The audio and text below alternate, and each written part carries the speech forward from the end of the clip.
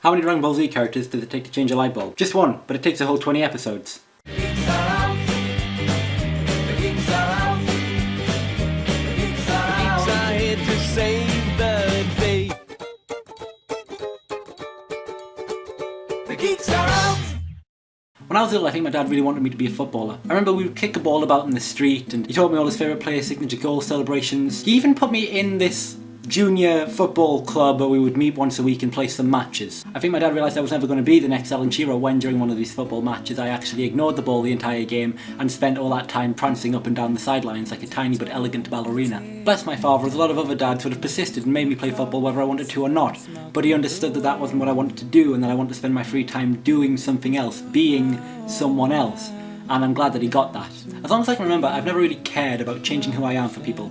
I'll admit that I do care what people think of me, some people, but I wouldn't go as far as to actually change who I am for anybody. It's got me bullied a lot, but still I would doodle some weird stuff in lessons and I would play with my stationery instead of paying attention.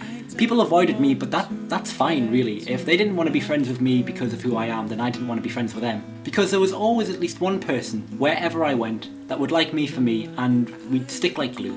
Not wanting to change meant that I got to like whatever I liked and be as open about it as I pleased. Now this might not have mattered in primary school because I liked all the other things that normal kids like, SpongeBob and Pokemon and The Simpsons and pretending that a cardboard box is like a fortress or something.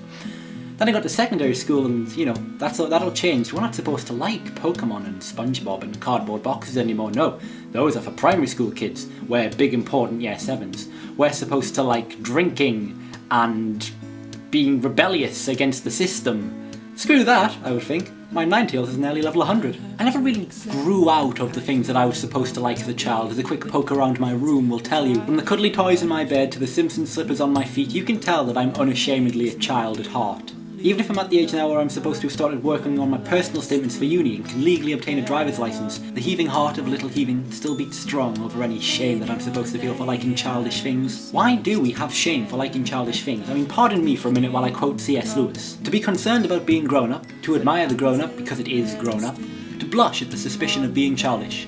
Those things are the marks of childhood and adolescence. And in childhood and adolescence they are, in moderation, healthy symptoms. Young things ought to want to grow. But to carry on into middle life, or even onto early manhood, this concern about being an adult is the mark of really arrested development. When I became a man, I put away my childish things, including the fear of childishness and the desire to be very grown up. When I'm 40, I hope that I'll still be playing Pokemon. When I'm 50, I hope to still be enjoying old episodes of SpongeBob, and when I am 60, I hope to still retain my unabashed demeanour in regards to the inner child I should have left behind all these years ago. I'm 17 now, and last week I started getting into My Little Pony Friendship is Magic, and I don't see why I shouldn't enjoy every minute I spend around it. Because throughout my childhood, my couldn't give a rat's ass attitude to social norms has shaped me to be the boy that you see before you now. The boy who is so comfortable with who he is that no amount of criticism can bring him down. My childhood has made me bulletproof. It has made me tolerable and forgiving to everyone around me, and it has made me happy.